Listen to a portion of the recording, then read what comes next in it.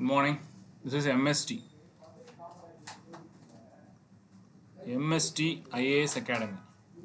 MST IAS Academy. MST. Okay. நம்மளுக்கு notification வந்தது எப்போ அப்படின்னா 26/2024 20/6/2024. சரி, இப்போ நம்ம இதை பற்றி தான் பேச போகிறோம். கவனிங்க. இந்த நோட்டிஃபிகேஷனில் வந்து என்னென்ன சொல்லியிருக்காங்க, என்னென்ன மெயின்ஸ், என்னென்ன நான் மெயின்ஸு, எது குரூப் 2, எது குரூப் 2A அப்படின்றத இங்கே நம்ம பேசலாம். சரியா? சரி.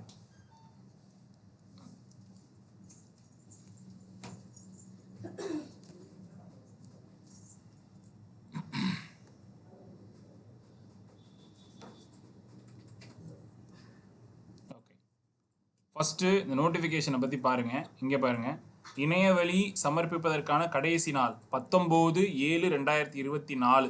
சரியா? இதை கொஞ்சம் நோட் பண்ணிக்கோங்க. பொறுமையாக அப்ளை பண்ணுங்கள் எக்ஸாம் அப்ளை பண்ணும்போது. ரெண்டாவது, அப்படி பொறுமை இழந்து ஏதாவது தப்பு பண்ணிட்டோம் அப்படின்னா இங்கே பாருங்கள், 24/7/2024 குழப்பங்கள் இல்லாமல் படிக்கணும். முதல்ல போட்டித் தேர்வுக்கு தெளிவாக அப்ளை பண்ணிவிட்டு படிக்கணும். 26/7/2020 இந்த 2 நாள் நம்ம திருத்துறதுக்கு, பிழை திருத்துறதுக்காண்டி. அடுத்து ஃபஸ்ட் எடுத்தோடனே முதல்நிலை தேர்வு ப்ரிலிமினரி எக்ஸாம் 14/9/2024. அதே மாதிரி இந்த ப்ரிலிம்ஸ் முடிஞ்சதுக்கு அப்புறம் தான் நம்மளுக்கு மெயின்ஸை பற்றின தகவல் கிடைக்கும். ப்ரிலிம்ஸை முடிஞ்சதுக்கு அப்புறம் தான் நம்மளுக்கு மெயின்ஸ் அப்படின்ற பாயிண்ட் ஆஃப் வியூவில் கொடுப்பாங்க. சரியா? இந்த 2 டேட்டா தான் நம்மளுக்கு இப்போ ஃபஸ்ட்டு முக்கியமான டேட்டா.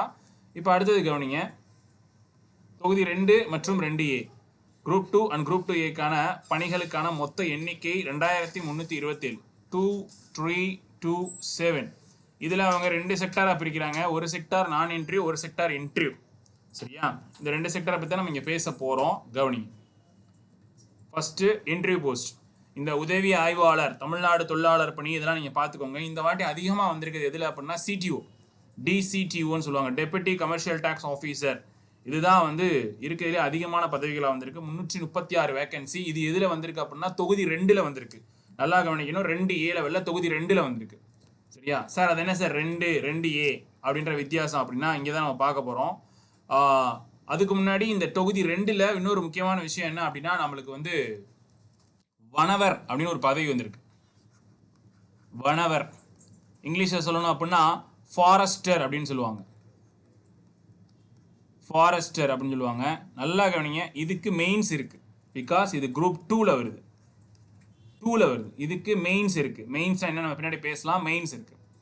அடுத்து இதை தவிர மித்த பதவிகளுக்கு எல்லாமே மெயின்ஸ் கிடையாது. திரும்ப மேலே பாருங்களேன் ஒரு நிமிஷம். இங்கே பாருங்கள், இது எல்லாமே நான் இன்டர்வியூ போஸ்ட். இங்கே பாருங்கள், இந்த இன்டர்வியூ போஸ்ட்டில் பாருங்கள், நான் வந்திருக்கேன். நான் சொன்ன மாதிரி வனவர்னா ஃபஸ்ட்டு வந்து வனம், ஃபாரஸ்ட் டிபார்ட்மெண்ட். ஃபாரஸ்ட்டில் ரெண்டுமே ஃபாரஸ்ட் டிபார்ட்மெண்ட் தான், ஃபாரஸ்ட்குள்ளே போயிடும். அடுத்து இந்த வனவர் அப்படின்னா தமிழ்நாடு வனத்தோட்டக் கழகம். இப்போ தேனி சைடு அந்த சைட்லாம் போனீங்க அப்படின்னா தமிழ்நாடு வனத்தோட்டக் கழகம்னே ஒன்று இருக்கும். இந்த 2 போஸ்டிங்கும் நீங்கள் ப்ரிலிம்ஸ் கிளியர் பண்ணி மெயின்ஸ் வந்தாலும், மெயின்ஸ் கிளியர் பண்ணாலும் கண்டிப்பான முறையில் உங்களுக்கு ஃபிசிக்கல் டெஸ்ட் அப்படின்றது ஒன்று இருக்குது. ஃபிசிக்கல் அப்படின்ற ஒரு டெஸ்ட் இருக்குது. ரொம்ப ரொம்ப முக்கியமானது ஃபிசிக்கல். ஒன்றும் இல்லை, நடைபயிற்சியாக இருக்கும். 15 கிலோமீட்டர் எத்தனை நிமிஷத்தில் முடிக்கணும், நடைபயிற்சியாக இருக்கும். அவ்வளோதான். சரியா? இது ரொம்ப முக்கியமானது. அடுத்து கீழே வாங்க.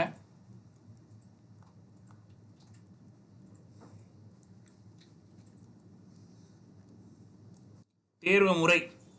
சரியா? குரூப் 2க்கும் குரூப் 2Aக்கும் ஒரே மாதிரியான தேர்வு முறை தான். அதில் எந்த மாற்றமும் இல்லை. பொது அறிவு பட்டப்படிப்பு 75 மார்க். நல்லா கவனிங்க, பட்டப்படிப்பு அப்படின்ற ஒரு விஷயம் வந்தாலே நம்ம படிக்க வேண்டியது 6லேருந்து 12 வரைக்கும் இருக்கிற புத்தகங்கள். உதாரணத்துக்கு அறிவியல் புத்தகம், சரியா, சமூக அறிவியல், அதுக்கப்புறம் பொருளாதாரம், வரலாறு, இந்த மாதிரியான விஷயங்கள்லாம் இதில் தான் படிக்கணும். 6லேருந்து 12 வரைக்கும் இருக்க புவியியல், இந்த மாதிரியான தகவலும் இதில் வந்து தெரிஞ்சுக்கணும். ரொம்ப முக்கியமானது ஓல்டு கொஸ்டின்ஸ். அதாவது after 2019 TNPSC should change the syllabus pattern of the prelims. அப்போ இருந்து நம்ம படிக்க ஆரம்பிச்சிடணும். 2019 கொஸ்டினை அனலைஸ் பண்ணணும். போன வாட்டி என்ன கேட்டிருக்கான், இந்த வாட்டி என்ன கேட்க போகிறான் அப்படின்னு நம்ம அனலைஸ் பண்ணி படிக்கணும். 2. அடுத்து இங்கே பாருங்கள், திறனறிவு மனக்கணக்கு நுண்ணறிவு.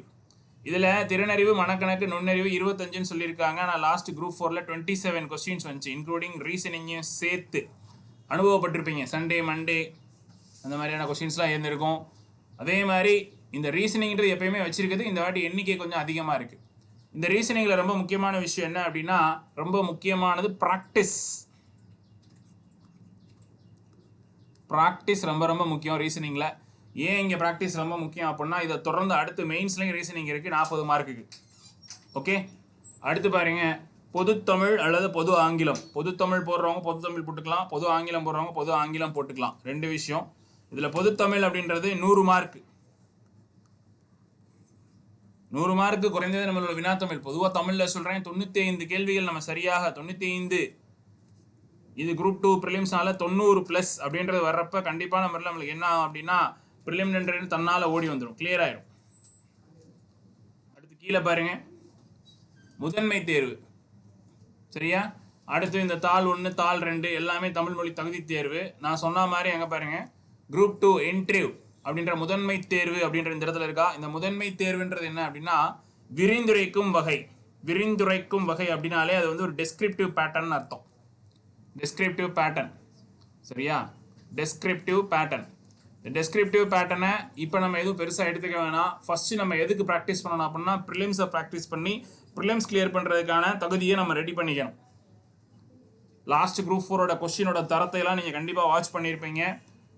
அதுக்காண்டி இப்போ நம்ம ப்ரிலிம்ஸை நல்லா தகுதி வச்சுக்கணும். நம்ம ப்ரிலிம்ஸில் ரொம்ப ஸ்ட்ராங்காக இருக்கும் அப்படின்னா மட்டும்தான் நம்ம எதுக்கு மூவ் ஆகி போகணும் அப்படின்னா மெயின்ஸுக்கு மூவ் ஆகி போகணும். இது ரொம்ப ரொம்ப முக்கியமான விஷயம். அடுத்து எல்லா இதுலேயுமே தமிழ் மொழி தகுதி தேர்வுன்றது கண்டிப்பாக இருக்கும். கண்டிப்பாக ஒருத்தவங்க தமிழில் 40 மார்க்கு குறையக்கூடாது. 40ன்றது தகுதியை வாங்கியே ஆகணும். பொதறிவு பட்டப்படிப்பு தரம் 100, பொதறிவு நுண்ணறிவு 40, பகுத்தறிதல். பகுத்தறிதல்லாம் இந்த இடத்துல என்ன ரீசனிங் அப்படின்ற கான்செப்ட் வந்துடும். அடுத்து கீழே பாருங்க, இந்த இடத்த நோட் பண்ணுங்க. பொது தமிழ் அல்லது பொது ஆங்கிலம். நான் ஏற்கனவே சொன்ன மாதிரி தான் மெயின்ஸ் எழுதுறது நம்ம குரூப் 2க்கு நம்ம எழுதுகிறோம். அடுத்து குரூப் 2A எழுதுகிறோம். குரூப் 2A எழுதும் போது கணினி வழி தேர்வு, கம்ப்யூட்டர் பேஸ்ட் எக்ஸாம் ஃபார் நான் இன்டர்வியூ குரூப் 2A. இந்த நான் இன்டர்வியூ கணினி வழி தேர்வு அப்படின்றது ஒரு கொள்குறி வகை, அப்ஜெக்டிவ் டைப். இதை நம்ம எப்படி எழுதணும் அப்படின்னா கம்ப்யூட்டர் பேஸில் எழுத போகிறோம். அடுத்து இங்கே பாருங்க, பொதுத்தமிழ் அல்லது பொது அறிவு 60 மார்க். நான் சொன்னேன்னா ரீசனிங் இங்கே 40, பொது அறிவு 100. அது நம்ம ப்ரிலிம்ஸ் முடிச்சு அடுத்தது பேசிக்கலாம். இதுதான் அவங்க கொடுத்துருக்க பேட்டர்ன். இந்த பேட்டர்ன் தான் நம்ம ரெடி ஆகிட்டு இருக்கோம். அடுத்து இதில் இன்னொரு முக்கியமான விஷயம் என்ன அப்படின்னா கவனி.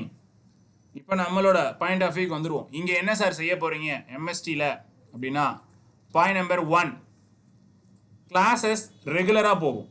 வீக்கெண்ட் தனியாக இருக்கும், ரெகுலர் போகும். ரெகுலர் கிளாஸஸ் முடித்தோடனே ஆஃப்டர் கிளாஸஸ் ஒரு சின்ன சின்ன டிஸ்கஷன்ஸ் நடக்கும். கொஸ்டின் டிஸ்கஷன் இருக்கலாம், இல்லை நடந்த கிளாஸோட டிஸ்கஷன்ஸ் இருக்கலாம். 2 ரொம்ப முக்கியமான விஷயம், இங்கே வீக்கானவங்க எல்லாத்துக்குமே ஒரு இண்டிவிஜுவல் மென்டார்ஷிப் பண்ணுவாங்க. தனியாக கவனம்ன்ற ஒன்று செலுத்துவாங்க. அவங்க எது இதில் வீக்காக இருக்காங்களோ அந்த இதை மட்டும் ஃபோக்கஸ் பண்ணி அவங்களுக்கு நிறைய அசைன்மெண்ட்ஸ் ஒர்க் ஷீட்ஸ் கொடுப்பாங்க. இதுதான் 2. 3வது,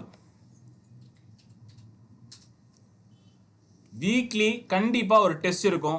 டெஸ்ட்டுக்கு வரலை அப்படின்னா அடுத்த டெஸ்ட்டு அவங்க எழுத முடியாத அளவுக்கு ரொம்ப ஸ்ட்ரிக்ட் பண்ணிடுவாங்க.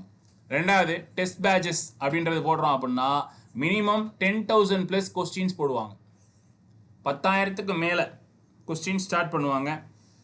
அந்த கொஸ்டின்ஸை கொடுப்பாங்க. 2வது, அவங்க எல்லாத்துக்கும் இண்டிவிஜுவலாக ஒரு மொபைல் ஆப்பும் கொடுத்துருவாங்க. அந்த ஆப்பில் தான் நீங்கள் டெஸ்ட் எழுதியும் பார்ப்பீங்க. இல்லை சார் எனக்கு ஆப்பில் எழுத பிடிக்கல, நான் ஆஃப்லைனில் வந்து எழுதினாலும் உங்களுக்கு பிரிண்ட் எடுத்து கையில் கொடுப்பாங்க, இங்கேயே எழுதலாம். எல்லா டெஸ்ட்டுமே OMR வச்சு தான் கொடுப்பாங்க. சரிங்களா? இங்கே நீங்கள் எக்ஸாமில் எப்படி OMR எழுதுறீங்களோ அதே மாதிரி தான் OMR டெஸ்ட் தான் நடக்கும். ஓகே, சரி. இதுதான் இங்கே ஃபாலோ பண்ணுற பேட்டர்ன். உங்களுக்கு எதுனாலும் டவுட்னாலும் இங்கே நம்பர் கொடுத்துருவாங்க. அந்த நம்பருக்கு நீங்கள் காண்டாக்ட் பண்ணி எல்லா டீட்டெயில்ஸும் கேட்டுக்கலாம். Okay, thank you.